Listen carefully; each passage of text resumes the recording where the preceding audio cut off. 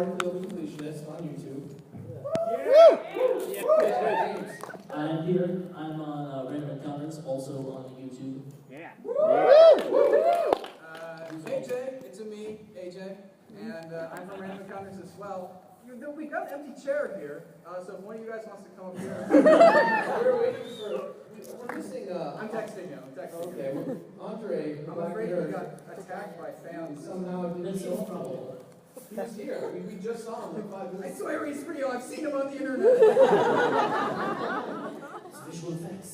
This is geeky. So how many of you guys know what YouTube is? There's a couple of you guys not raising your hands. I understand your confusion. I'm so sorry.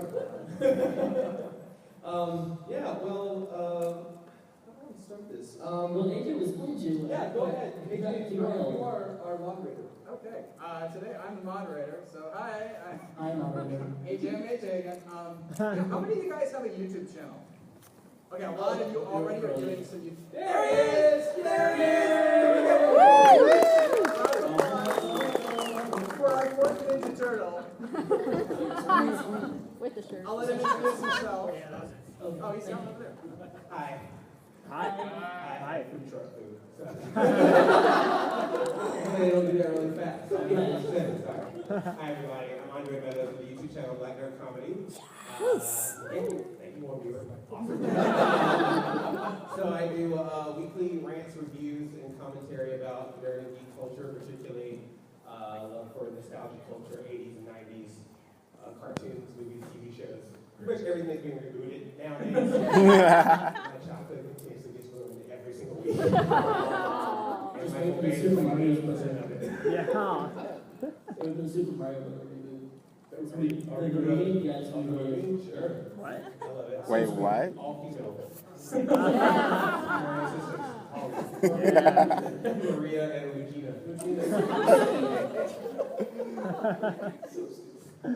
So, now that we've learned a little bit about you guys, if I can break this down even a little bit further, how many of you guys watch personalities that do vlogging on the internet? Watch a lot of vlog stuff?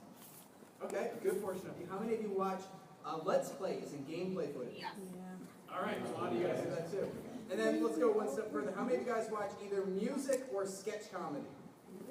All right. Wow, So this whole room covers everything. It's actually funny because sketch comedy and music on YouTube is so far few between. There's so many more vloggers and Let's Players than there are sketch comedy. It's true. That's how big. Well, today what That's we're the going to do is we're going to be scale. That's how talking a little bit about a few of the things that... Can you hear them well enough? I was going to say, I can't tell how well I hear the sound. But we're going to be talking a little bit about how our channels have grown through the years and some of the business that you can do on YouTube, some of the best practices that your channel can use to get more viewership and better attention, and maybe even get some companies or stars on it that want to come, join what you're doing and what you're working on. So, and then we're going to open up for some Q&A from you guys. So if you guys have questions, we're going to have a section just for that, and that microphone in the middle of the room that I totally didn't see when I walked in. Then may or may not work as we have this. Yeah, we'll tell you when to line up. Now you guys can just chill and hang out in your chairs. Yeah. So as a starting point, I'm going to go down this line to these guys here. Before we do, one more series of questions. Who here is producing stuff on their YouTube channel? Right? Okay, yeah, that's a lot smaller. I had a feeling that might be the case. Who wants to produce on their YouTube channel? There you go. A little bit. Okay, Cool. cool. So that's why you're here. Who is just uploading clips from Robot Chicken on their YouTube?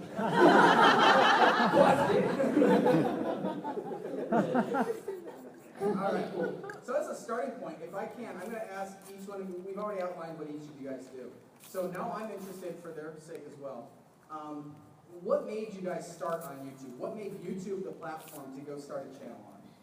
Starting with my friend Jirard and his magnificent beard. Well, thank you. Well, for me, I graduated college, and I had that moment of like, what am I going to do with my life? And it seemed like everything I was doing was failing, especially on YouTube, because I had tried so many different shows that I thought were cool and hip and what people wanted to see. And I had produced, I think, 4 shows at the time, back to back, and none of them took off. So I had some friends who were kind of becoming famous in the YouTube space, people like Ego Raptor, John Tron, those guys, the video game critics scene, if you will. And they were like, hey, you should start a YouTube channel. And I was like, I've got 4. They were like, well, start something about gaming, because that was one thing I didn't do yet. And I worked at Best Buy for many years selling video games. So I said, well, what can I use my film degree with and my theater degree with when I went to Best Buy? So I, on a whim, made a review show called The Completionist. And the first video went viral somehow through the power of the internet. And I've been doing it ever since. And it's just been a very bizarre experience. It's one of those things that you cannot replicate every single day, or else all of you guys would have thousands of subscribers and millions of views. So yeah, that's how I got started. Andre, what about you? My channel got started because I tried out for a TV show called Beauty and the Geek. You guys remember that? True story. One of my friends would be like the casting director of it, and they reached out to me regularly because they're like, we had the show on for 5 years and we never had a black geek on the show. Like, 2 weeks in! So I tried out for the show, and they still didn't get on the show. And they didn't put a black geek on the show. I was like, what? You went to this whole point of diversity? Go, we did enough for that. But part of that was I had to make this video about myself and what I was geeky about. So I had this video. I was like, all right, well now what do I do with this? You know, I don't want just Ashton Kutcher to watch it. I want other people to watch it. And so he produced it. So I had to put it on YouTube because other people had YouTube channels and stuff. And when I did that, I started finding out like, oh, people are making sketches, people are doing vlogs. I started doing more and more of that. And then I did a video back then. The weed was very hard to find. And so I did a video about trying to find a weed to the tune of T-Pain's Buy You a Drink. And that was my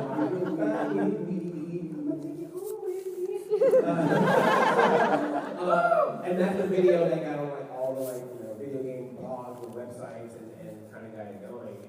And I was doing that. I was doing the one-off like sketch comedy thing. And then people with money started showing up and they were like really good looking. I was shooting all this stuff in my bedroom and my living room, and they were like having on full sets. I was like, I can't do this anymore. I'm mad. So then I just started ranting about things I was mad about. And you know what? A lot of people on the internet like when you rant about things you're mad about, surprisingly. And it's kind of from there. Random Encounters, we actually started just by we were doing like this contest for Sega, who was like celebrating 19 years of Sonic the Hedgehog. And so we literally were doing a video contest for Sega, and we were like, what's going to be the most unique thing we can come up with that's going to stand out in the crowd, because there's a trip to Japan in all of this. And we decided on something that we had been doing. AJ and I actually knew each other during college, and we had done some musicals together there too. And AJ has always been very musical, and so have I. So we're like, let's do a musical. They're not going to see another Sonic the Hedgehog musical. It's just not going to happen. AJ played Sonic the Hedgehog. He played Tails. He played Amy Rose. Yes. Was this a one-man musical? So we did it, and we won, and Sega was just totally enamored by it, and they said, hey, do you want to do this like live at an E3 after party? And we're like, what? So we're like, okay, maybe there's a niche for this that is actually, kind of business viable. I mean, we've got one company looking at us, so we did another song, and it did really well, and we did another, and it did really well, and we did another, and everyone was like, oh my god, this is the best thing, Pac-Man the musical. And so that's kind of where we started. It was just finding a niche and being like, well, we enjoy musicals, we enjoy video games, and apparently some other people on the internet do too. Cool. Okay. Now, feeding right off of those, now I want to go back down the line again, same order. And one of the first lessons that you learned from maybe a mistake you made or something bad that happened to you once you got started. I guess mine was, I thought I was way cooler than I was when I started. I was like, I got 1,000 subscribers, what's up? Yeah. I got a video with 500,000 views, but I got 1,000 subscribers, I know, YouTube. When I uploaded the second video, I got 1,000 views, and I was like, well, I know nothing about what I'm doing. That was my big mistake when I first started. Mine was, hey, I got a video that got really popular.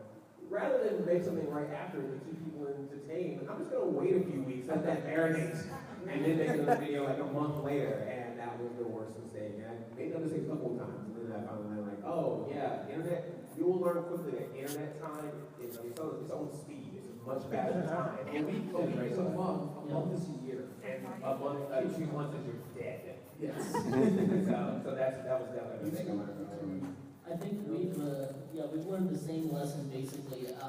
We actually did do a string of videos together, one every month, which again, a month is a long time, but for us, because we make like musical numbers where you have to do pre-production, post-production, kind of on a more intense timeline, you kind of have to do it over a month period. But anyway, we had the same issue where we thought we were really big. We had made this video with 500,000 views, and people were coming to us and asking for deals. And so we were like, okay, we've got this plan. We're going to quit our jobs and move to Lancaster, which is an hour north of Los Angeles. I live near there. Yeah. He got stuck there because we didn't have enough money to move back to Los Angeles. So we made the mistake exactly of being like, we're big stuff, we're doing awesome, and after our 500,000 view video, the next was like 10,000. Okay, well that's over. So we've been building back up since. Okay. Yeah. One thing you'll learn, there was definitely this time period, and it still happens from time to time where people like, you gotta have that one viral video. Well, I think we all can attest to is that the people that are really like, you would say like the top social YouTubers, a lot of them didn't really have a hit. They just were very consistent in making quality or good content, or whatever you define as quality, but content that people expected every single week or every single couple weeks, whatever their schedule was, and just there. So a lot of it's just being there constantly. Like, I like this, I'd rather keep coming back and getting this. And that can sometimes be a lot better in the long run than having one viral hit and then having nothing after that. Especially since the YouTube algorithm changes every 18 months with some new code that is designed and optimized for the good of the YouTube community, which ends up bugging out and never working. But as a YouTuber, one of the stresses, and I guess the first tip you guys can take away, is always be creating at least one video a week. That is like a personal thing that if you are going to start a YouTube channel, I would say try to get one a week, no day, no problem. And then once you've got the flow of things, you've got your show down, your idea down, then choose, okay, every Thursday at 1 p.m. the video goes up. Because as you start building your audience, people will expect that every Thursday at 1 p.m. to check back on your YouTube channel. Like a television show, if you're watching, I don't know, ABC Tuesday night, you're there, ready to watch it. That's kind of how your audience will eventually become. One of the first people to be able to told that by was actually Andre sitting over there. Andre is one of the first people to tell us that exact thing. Have a schedule, stick to your schedule. Make that a priority where you are responsible to your fans for your schedule. We still haven't done that. And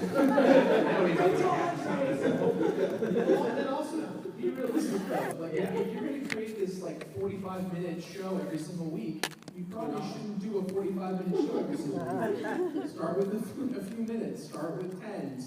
Be realistic with yourself. I know it gets ambitious being in the space of I can create anything. And that's the beauty of YouTube. But just be realistic with yourself. Don't stress yourself out over getting 50 views in the video when you can take your time and make something right and concise. Yeah, I like where this train is going. So if we can start all the way over on the end with Peter and then work toward me, and we'll do this a couple times over maybe. Throwing out one simple, silver bullet idea of something people can do to sharpen their YouTube videos or channel. Don't be afraid of change, iterate. Watch what your viewership is doing, watch what your audience is doing, watch what the number of views you have is doing, and be willing to change up one variable every week while you're starting up. Potentially, it's not a golden bullet because not everyone. If everyone just changed all the time, then that wouldn't actually work. But while you're starting up, it can be a useful tool to just change one variable and track what it's doing, because you can actually come out with a better product in the end, or a more effective product. This is another thing that we didn't do that we might probably should have. We did it really, really slowly, and that turned out to be a problem. But iteration is useful always.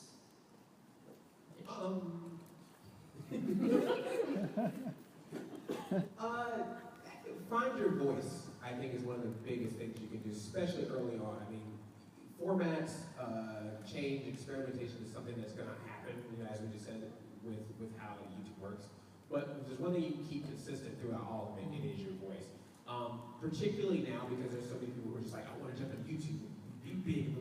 You're just seeing a lot of channels that are just carbon copies of other channels. And what's the point? You know, like you want to always make it where you want to get to the point where it's not just so much I'm so cheeky and randomly find you, but I have a reason. There's something about you that makes me want to come directly to your channel to watch content. And the moment that you can kind of figure out what it is, and that could be everything from what you're talking about to just the way you talk about it. I mean, lots of people on YouTube will talk about the same topic, but there's a reason why someone will come to my channel or to our channel, Random Encounters, because they know that they get a different experience than the average person just talking about it. So if you can figure that out, that will help you no matter what other iterations or changes are taking place. Andre took what I was going to say. No. So no, That's why I didn't say it. I got another one already while you were talking. Understand what YouTube is. Yes. That is the most important thing. YouTube is not a place for videos to go viral. That is not what YouTube is for. If you make a video on YouTube and it like gets a lot of traction, that's not YouTube's doing. That's Reddit, that's Facebook, that's 4chan, that's communities and on game sites like Screw Attack and IGN. That's other people pushing to that content of yours that goes viral. So what that means is, know what YouTube is. YouTube is a search engine. So treat your videos like you're not going to trick your audience, but make it so that they look actively for your content. You know, if I'm doing a video on, Mighty Number 9, which is a Kickstarter game last year, I'm going to make sure that my video is titled Mighty Number 9 Reveal or Mighty Number 9 Completed because I'm the completionist. And in your tags, like really optimize that. Mighty Number 9, just like the, and M9, any kind of way that you would imagine someone trying to search for a video, apply to it because that's what it is. It's a search engine and it's not going to get you views. You're going to tell it to get you the views by doing it correctly. Let's go another round. I like these. Peter, you got another one? Oh, What's one for remember Jirard on we the did spot? last See how many time. you can come up with. Craft beer for hours. So let's see here. Also, YouTube advertisements do not make you much money. And that's a really important point because if you think they are and you base your business model on getting YouTube advertisement money, you're probably doing it the wrong way. There is much more money if you're looking for that in getting sponsorships with large companies and in producing a product that you can sell. Part of Random Encounters' shtick for making money, I guess, is the fact that we make musical numbers. What does that mean? It means that people are going to fall in love with the song and want to buy it. And so we have a physical product that makes us, 70 cents every time someone clicks buy. And it happens a lot. So find other routes than just YouTube in your business plan, if you have one, to make money, because you're not going to get it from YouTube directly. Peter, since you're there, I kind of want to add to that. I'm going to explain to you guys the basic math of how YouTube advertisement works in terms of views. So that's a huge thing that YouTube money that the big YouTubers are talking about is not a real thing. They do not tell you that. It is like the top 1 or 2% YouTubers who are like, yeah, rolling the club with whiskey and money. Like that is not a real thing. And this is why. So if I make a video that has 10,000 views, right? That's a lot of views to the average person who knows nothing about YouTube. To the average YouTuber or YouTube network, they laugh at that because it's like that's actually. What? You cry, actually. You cry at that because that's nothing. So this is how it works. For every 1,000 views, depending on what advertisement video is playing on the video, you will get paid for that set amount. So if there's a Honda commercial and the Honda commercial plays a $5 ad, $5 times 1,000 is $5 for you to have into that numeral section. If you get 10,000, obviously that's times by 10. But then you have to consider, okay, that's $50 or $25 or whatever. The YouTube network YouTube takes half of that, and then the network you're with takes another percentage. So really, a 10,000 view video is probably going to make you like $6 to $8, depending on the advertisement. So even if you get a lot of views, it's like you cannot invest your money in. You can't invest all your chips into that. You just know that. And then those are monetizable views. So you also got to take into account that there are certain countries where they're not allowed to do monetization because it's all about Copyrights, fair trade. yeah. So even when you get 10,000 views, a percentage of those views, you also still can't monetize, and so it even makes it even less. For whatever reason in Germany, they don't like that song as a copyrighted music thing, and most of the traffic came from Germany, so now you get nothing out of nothing. Divided by zero. So go off there. Shake your dreams. Never divide by zero. But the reason why, but then that's where, again, the consistency and number of content, the reason why some channels are very successful, particularly Let's Play channels and blogging channels that are like daily blogs or that, is because then you start doing a collection. You know, that happens for a video, but if you've got 500, 1,000 videos on your channel, and they're all doing that, and then particularly because a lot of people can find a different point, so they're, you know, watching older content, then collectively that at least gets a little bit better. So the library actually helps out a lot too. I think you're next to go. We just added to Peter's thing. Oh. Sorry. Oh, wait, what is it? It's like another tip. Another tip for beginners or people who don't know. Develop a thick skin. There's this lovely section on YouTube called the comment section. It's a lot of fun. Luckily, a lot of people don't know how to use it anymore, so they keep changing it. So that at least has helped. But yes, you're going to get some really random things. If you, you know, people will say they hate your content. If you're a woman, you're gonna get some extra things. If you're a minority, you're gonna get some more extra things. If you're a minority woman, Bless you. on the internet, the first one. This is a scary place. But no matter what it is, whatever you got, someone's gonna attack you for it. And so that's something just it's gonna be very difficult because a lot of times people will do that stuff and they don't really even hate you. They just want attention. And so some people, they feel like that is the reason to get it. And so the best thing that you can do is try to just not go with it. Unless you're like me sometimes, or the rest of them, you kind of can be smart enough putting back to them. Yeah, sometimes it's fun to be Sometimes they just can't resist. But for the most part, you know, it is something to be careful of. Just because, like I said, a lot of times people are doing it just to get attention. There are some people who feel like that's their way of getting seen. Is, oh, if I go attack someone to a YouTuber or just bring a lot of hate, and then people will argue with me and I get attention. Someone that another YouTuber told me that they do is whenever they see that happening, is they particularly reply to like positive comments. Yeah. So it gives the impression like, oh, if I'm actually being, you know, an actual content, you know, if I'm actually providing information, then oh, that elicits a response. What a great concept. So good content. yeah. Use good response. Yeah, so just be careful. And trust me, the bigger you get, the worse it gets. You know, there's a reason why, you know, PewDiePie turns comments off. or I know Boogie has said a couple things publicly. And I'm like, it gets really crazy because you either have people who are attacking you, or you have people who are trying to use your channel to spam or promote their channel or product or thing or whatever. And it's terrible when you really want to engage with your audience, but it's just, you know, something that you just have to take care of. So get some good friends, get some people who like to hang out with you, or find an ice cream shop. I took the latter a couple times. My thing that I learned way too late in the YouTube game was understand what contracts mean to you between not only yourself and a brand company like, let's say, Nintendo or Microsoft, but understand what the YouTube networks can do for you and how they're a business and you're not. Most people who start out doing YouTube don't even dream of making money. They just want the fame of having 1 million subscribers and, you know, 50,000 Twitter followers and Facebook likes and things like that. But you realize that as you start doing this, you are building a business, you are making money, and you're making relationships and friendships with people who do have a lot of influence and will help you continually grow. But with that said, everyone can always capitalize off you in some degree. So it's important to have things like a lawyer and to read the fine print on every single contract.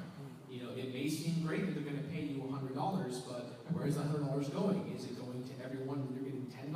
Like, you have to just read the fine print. And there's too many YouTube channels that I've consulted for who have just been like, well, I got screwed because I didn't read the fine print. It's like, that's the point. You need to take your time. Even if you're small, take your time. Because it'll get to a point when you have a lot of subscribers and a lot of power, and the networks are going to be like, we want you, and then you have to say, no, you need me. what can you do for me? And that's where the conversation turns, and that's when you have all the power. If you can't afford a lawyer, at very minimum, read it yourself. There are plenty of people who can't afford a lawyer and didn't read contracts, and that boggles my mind. You're literally signing your life away and don't know it if you do that. So please at least read the contract. But obviously if you can't afford a lawyer, or if you have a friend who is a lawyer, at least who can look it over, do anything you can to make sure that you are as solid as you can possibly be and know exactly what is about to happen to you when you put your pen on the page. Because you can sign your life away accidentally. Yep.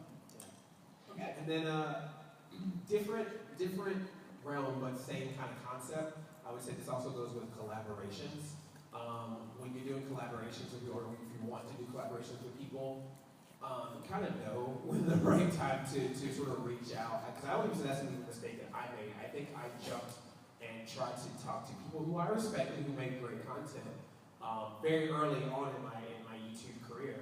And there's people who, there's honestly people who I have more subscribers with than now, who still look at me like, oh yeah, he's that guy, he's got the little show or whatever. But it's because in 2006, I was like, hey, how's it going? Oh, you're great. Can I do collaboration? You're great. And then, you know, and it was just like one of the people. So, that's something to be cautious of. The collaborations, like when people say collaborations, they always assume it means find someone who's bigger than you, do a collaboration with you, and you'll get their subscribers. And the thing is, all the channels know that. So if you're gonna do a collaboration, you know, make sure it's something that makes sense, and also just make sure that it can be anyone. I mean, there's people I've done collabs with that have a couple of thousand subscribers, and I've gotten more from them. Hey, Jirard, what are you doing? Yeah. But there's people, there's like, I just like their content, and I was like, I want to do stuff with them. And there's people I've done collabs with that have 1 million subscribers, and then I did a collab, and I'm like, oh yeah, and like 2 people subscribed after that, because it's just like, it wasn't the right fit or whatever. So there's just something, so just kind of know when it's the right time to reach out to someone like that. And then also look at people who are around the same level as you. Those look like the best people to collab with a lot of times, are just people who are just like in the same place that you are and want to work together and that sort of thing. It's not just always. Yeah, there are no like power struggles or assumptions that one person is going to get a lot of stuff out of it and the other person's going to get nothing. It's very, very equal. Yeah. It's also a matter of understanding that just because you collaborate with someone doesn't mean that you have to push them to push the video that you do with them. That's a common misconception with YouTubers. It's like, if Andre and I've known Andre for a long time before I even started YouTube, and I was a big fan of his, and then I still haven't worked with him because I feel like I'm going to find the right time to do it. Hopefully, if you want to work with me, Think about it. all right. YouTube business just well, one thing, like, you know, let's say if Andre and I work together, and I say, Andre, you know, at the end of the video, can you cross-annotate and shout out, you know, at the end of the video, and I'll do the same. Most YouTubers don't like doing that, which is kind of stupid because that's how the business works. To collaborate with someone, you're telling them, hey, I just did this video with this person, check his channel out, I did a collab with him over there. And the point is that by like mutual respect and mutually working together, you kind of want your audiences to blend.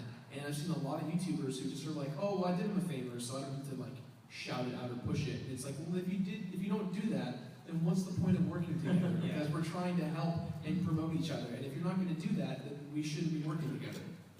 Yeah. Okay, so I'm a new YouTuber, all right? I'm gonna be the new YouTuber that says, hey Andre, hey Jirard, I have this sweet video you should watch, right? You get the video from me. What is one rookie mistake you might expect to see that you would tell me before I even send you the video? Please avoid doing this. Ooh. Andre, go first. Oh. Andre, go first. If you're one of these people, I'm sorry. I can talk bad about you. Oh, I hope it's us. I hope it's me. It's just, this goes back to just knowing YouTube. I mean, it is, I always have one. It is 2014, guys. Your cell phone has 1080 HD now. Even like an old iPhone Galaxy S2 has 10. Just know what you're doing. I have gotten videos like, so please share this out. And it's like 4:3 no lights, copyrighted music in the background. The Windows Media, like blue text with white that like slowly fades in. Yeah. Okay, I like that stuff. What's that program? What's the program where you make a video, but if you don't pay for it, it puts his name across it? This is a free trial of like video codec. Just like, yeah, Andre, it's a rough cut.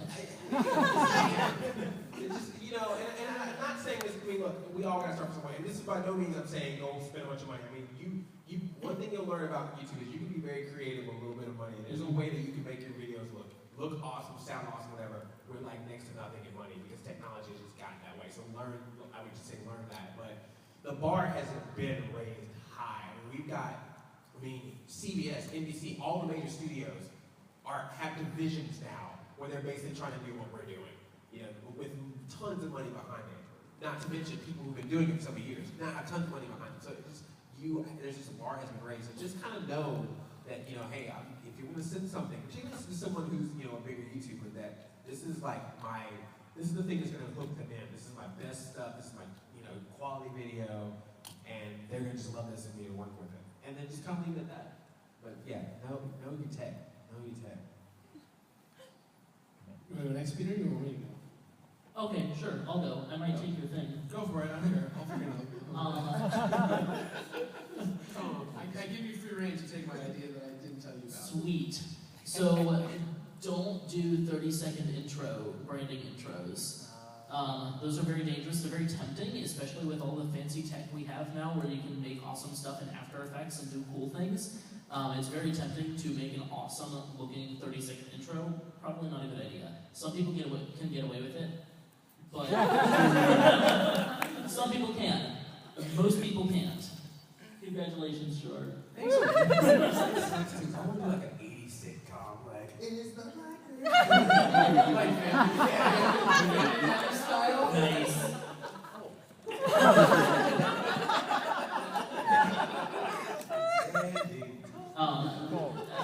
One of the big reasons is because the algorithm now really tracks how long someone stays on your video.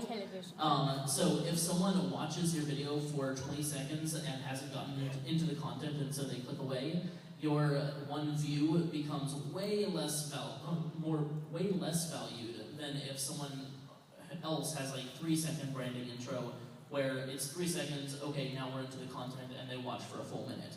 So that's one of the really important things, at least right now, is watch out for how long someone's going to watch your video. That's all. Jirard, did I take it? No, you didn't. Good. I'm trying to relate back to AJ's question. Sure. If I'm a newbie that submits a video, what's a rookie mistake I might have made that you'd like to call me on really quick and tell, don't do that? I'm going to kind of change your answer with my answer a little bit, or your question with my answer. If and when a YouTuber somehow goes through the thousands of messages they get every single day, and they choose your video at random, and they actually are like, hey, this is pretty good, here are some notes, take the notes. Take the notes because they know what they're talking about.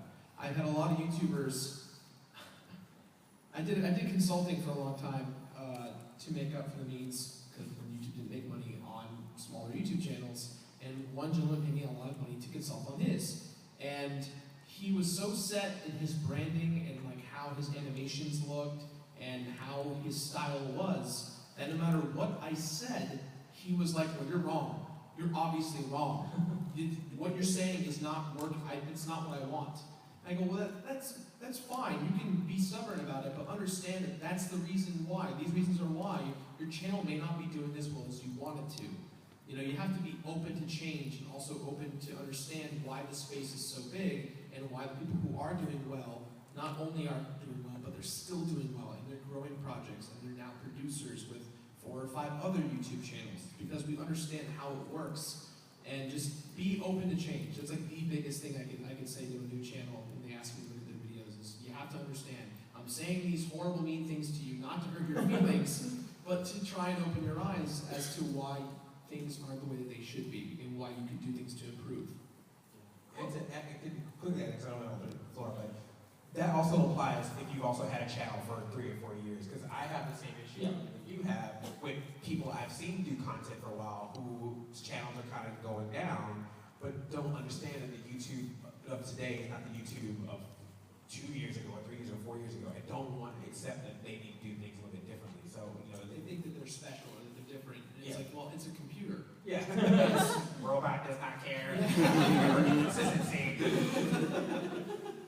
Sign up for the Google Plus.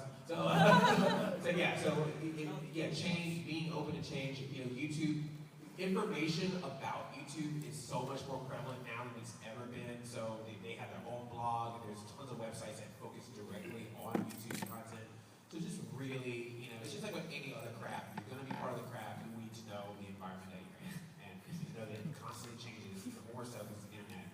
And just be prepared for change. There's also, just to add to that, sometimes even YouTube doesn't know what YouTube is doing. You'd be surprised how many times we'll get emails from YouTube and they're like, hey, do you want to come down to our creative space and tell us what to do? It's like, isn't that your job to tell us what to do to keep going? And they're like, oh, we haven't figured it out, so come on by and use our fancy studio. And we're like, Sometimes we get paid by YouTube to do that. it's your website. How do you not know how it works? Meanwhile, Amazon's like, perfect. Probably that's Twitch. They don't know what they're doing. Original program. Right. 2-day shipping free for all. I'm recommend in charge of Twitch someday so you can have business meetings and do that. I am the great power of Twitch. I was just Oz. I'm going to open this up for you guys at this point. If you want to ask a question of everybody or anybody, you're going to walk carefully without tripping over anybody to the microphone. Or punching anybody. And you'll ask it in the microphone. And we'll answer questions from the microphone. And if not, we can just keep talking. Go! There's a couple of you there. Cool. Hi guys, Hi. my name's Mark. Hi, Mark. Hi, Mark. Markiplier, like the one guy? This talk's been great. You guys have been really informative. Thank you. My question is equipment. Microphones, capture software. What's the best? What do you recommend for someone starting out? Can I start by saying I love the fact that you started out with microphones? I'm a sound guy, and everyone ignores sound, and it makes me sad. And I hear like hisses and stuff on their audio. Just like that. Speaker in your ear. The first thing is like it totally depends on what your content is entirely. Like for a sketch comedy group, they're gonna need like one of those long what's called shotgun microphone that will capture sound a little farther away, but so that they can actually capture dialogue on set while they're shooting their sketch. We don't need that because we do musicals. We record everything in the studio. So like I can't. At least maybe someone else is genius. I'm not. I can't answer that without knowing actually what you need, if that makes sense. Yeah, that makes sense. Like stuff that's pre-recorded, not something that you don't set.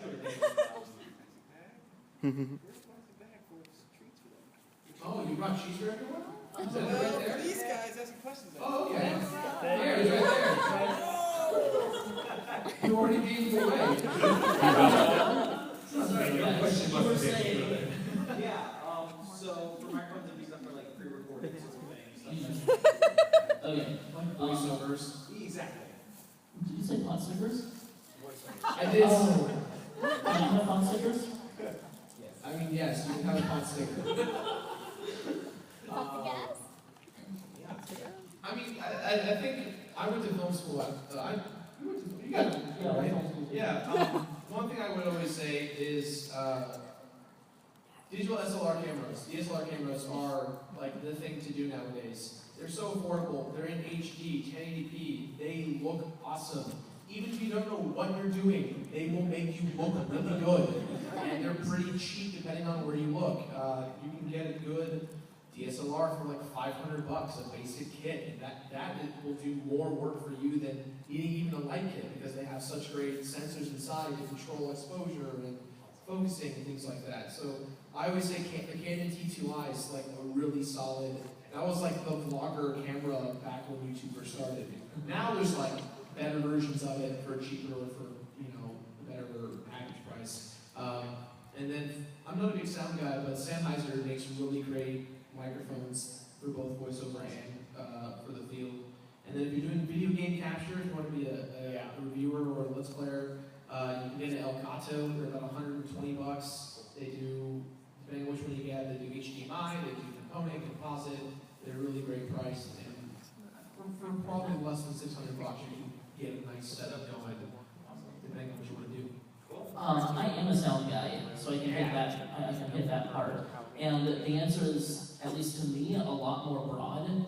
Honestly, when you're starting out, if you have a small budget, if you don't have much of a budget, almost any medium or large diaphragm condenser microphone between $100 and $150 will sound awesome enough. As long as the other really important part is as long as you have some kind of device that's not your computer's little plug-in port to get it into your computer. So I would definitely nominate like a Focusrite Sapphire or one of those kinds of products, which is basically like this little box that has two XLR inputs. XLR is a little circle with like 3 dots. Yeah. I don't know how much you know, so I apologize if I'm insulting your intelligence. Just look for things in the $100 to $200 range, and you'll find really awesome stuff. Honestly, you can probably just like go to Amazon, sort by like do the 100 to 200 for whatever product you're doing, and then sort by rating, and just buy the claim on top, and you're gonna have a good enough thing for the beginning. When it comes to sound too, Guitar Center, they have all the microphones there. You can go and you can try them out. Sure, we'll try and get you to buy them right away, but you can take your time and really explore, okay, this mic is really good, I like it. And they've got all the equipment there and let you try it. So I always do that whenever I'm looking to upgrade or buy something new. Okay, we have very little time left, so I want to throw out there, anybody who's asking a question, we have nerds here because we're all a bunch of nerds, and I thought it was really so we don't have any black nerds in here? But we are on the lightning round version of this. We're going to try to get as many of these as we can, so thank you. Thanks so much, nerds. All right, next question. So I was wondering if you guys had any experience with the fan finder situation on YouTube, because I've heard some kind of dicey things about it, but then I've also seen some fan finder ads, so I was just curious about that, so I'm kind of considering doing it for my channel. And Finder? Oh, you mean like we make a trailer and Yes. Yeah. It's the unique trailer. It goes Oh, sure. I mean, I don't think they don't charge you anything. No.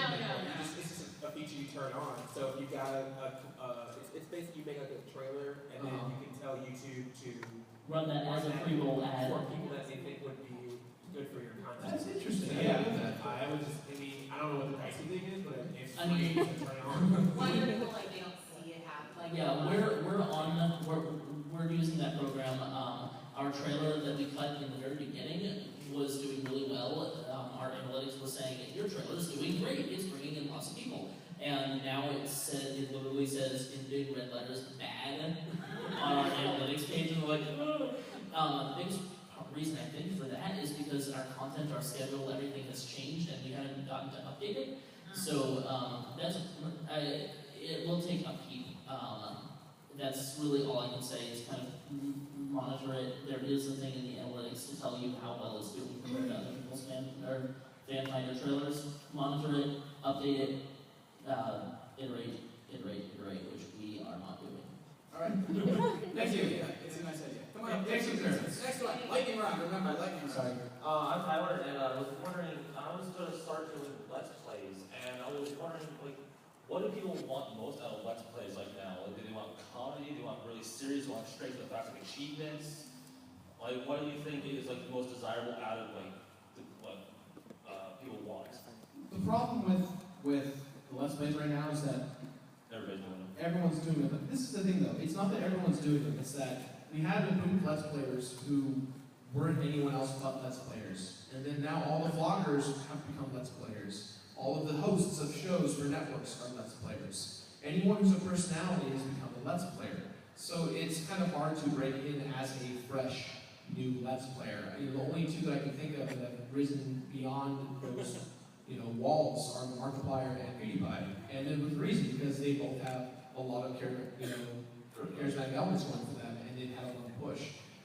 I would say personally, don't do a Let's Play. I know that's really disheartening, but I would say reinvent the wheel. Come up with something that's like a Let's Play, or it's got something different to it that'll encourage people to find something new for viewing. Cool. Thanks. I felt like I needed the green button. Like, do we agree? Hi.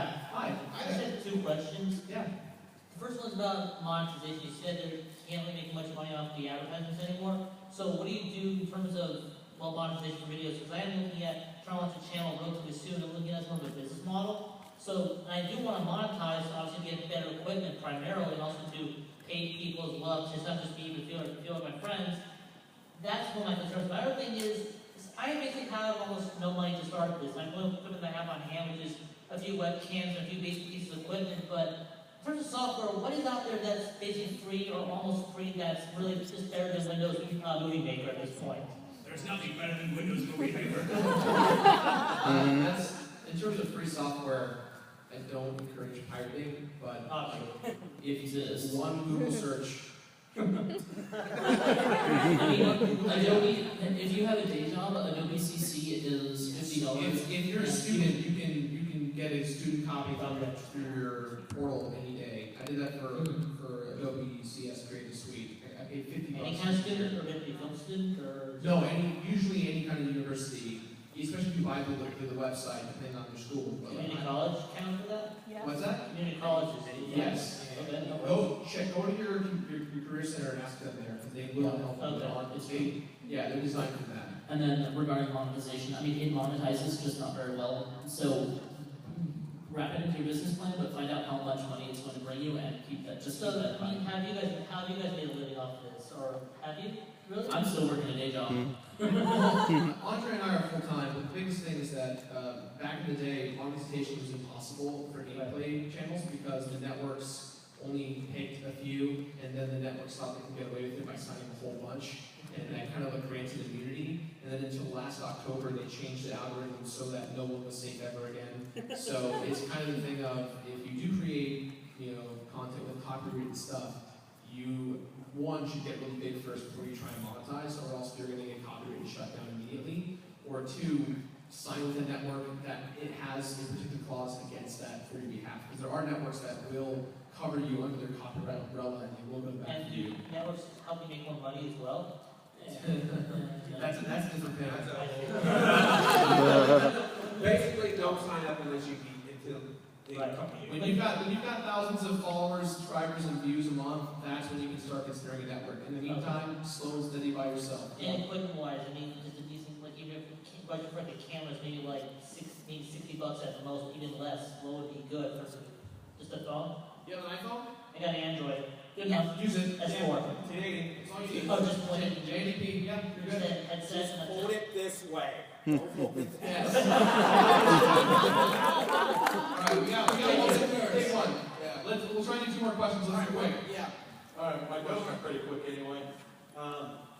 Any tips towards recruiting people to help, like in my case it was voices? I would say start out by yourself before you go ask people. Because that way you can present with them and say, look what I've done, this is what I'm doing, do you want to help? And that will entice them more so than you being like, let's do a thing. And or best friends. And our best friends that work for free and food. Alright, last question. Hey guys, thank you very much for doing this, by the way. Yeah, thank you. Marketing tips at all? Or does good video market itself? It will not market itself. You have to work really, really hard. I'm gonna take a page in Jesse Cox's book.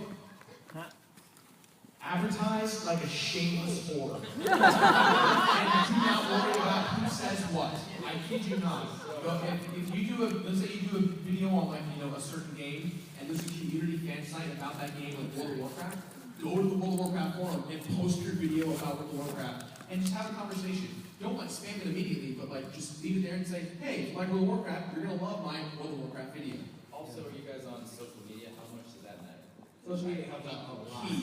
Key. Fans will get the biggest kick out of you saying hello. Yeah. They will go crazy, and they will stay loyal to you for doing that. Yeah, interaction is good. Key. So everybody that we didn't get questions with, you might be able to catch us out in the hallway right after this, but we are going to have to vacate. So, thank you to all our Hill panelists.